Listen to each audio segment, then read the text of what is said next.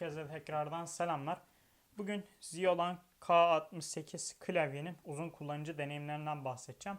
Kanalın konsepti gereği incelemesini ve kutu açılışını yaptığım ürünün kullandıktan yani bir müddet kullandıktan sonraki bu klavye için bu bir sene uzun kullanıcı deneyimlerimi paylaşıyorum. Hani nasıl performans gösteriyor bir sene veya 2 sene sonra gibi.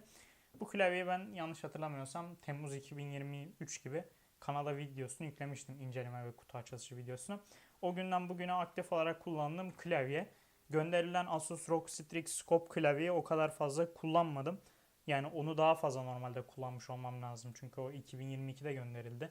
Ki bu klavyeyi bu arada kendi paramla satın aldım. Asus ROG Strix Scope gönderilmiş bir klavye bana. Her neyse ama bugün bunu inceleyeceğiz. Ondan sonra isterseniz onu da kullanım şeylerine bakarız. Fakat o klavyeyi dediğim gibi çok aktif kullanmadım. Aktif olarak kullandığım klavye bu. Evet, isminden başlayalım. Yanlış telaffuz ettiysem şurada zaten görürsünüz. Modelle K68. Bu klavyenin teknik özelliklerine bakacağımız zaman tekrar hatırlatmak amacıyla wireless dongle ile ve bluetooth'la bağlanabiliyor. Bilgisayaradır, mobiledir, hatta telefonunuza bile bağlayabilirsiniz. Ben kendi telefonuma bağladım. Switch'ine bakacağımız zaman kırmızı switch var.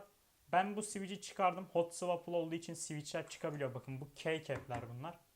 Bunlar keycap. Bu tuşlar her mekanik klavyede çıkıyor. Bunlar da switch.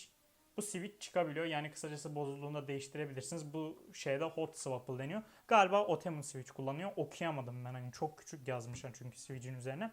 Şimdi Otemu yani ucuz Çinli marka switch üreticilerinde olan yay sonu bu klavyede asla yok. Sesini bir dinletmek istiyorum yakından.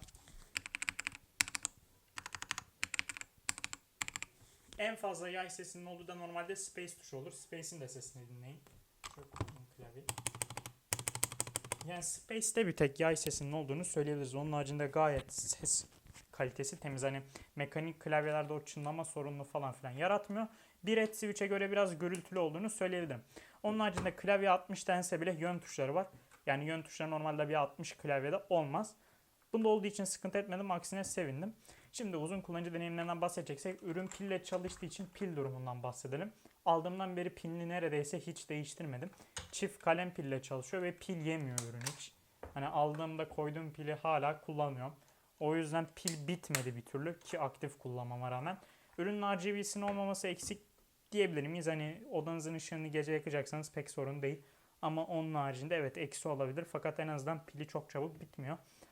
Onun haricinde klavyede dediğim gibi yay sesi duymadım. Plastik kalitesi hala iyi. Hani gerçekten hala iyi olduğunu söyleyebilirim. Onun haricinde toz falan da çok tutmadı kullanmama rağmen. Bir kez temizledim sadece. Onun haricinde keycap'leri de switch'leri de çıkarmak çok kolay. Yani içinden zaten switch çıkarma aparatı gönderdiğiniz için switch'leri çıkarıp değiştirebilirsiniz. İsterseniz farklı renk switch de takabilirsiniz. Farklı hassasiyete sahip. Onun haricinde evet diyebileceğim çok bir şey yok. Hani yay sesinin olmaması temel olarak önemli bir unsur. Çift tıklamama sorunları zaten yok ki ben %100 yaşarım diyordum. Ben bunu 700 veya 800 liraya aldım dediğim gibi Amazon'un yurt dışı sayfasından. Hani gayet de memnunum. Bulursanız Ziolan K68 diye geçiyor. Marka adını biraz okuyamıyorum. Çinli firma büyük ihtimalle veya Japon firması. Hani dediğim gibi bulabilirsiniz. Yani 1000 liraya kadar bence alınabilecek güzel klavyelerden biri.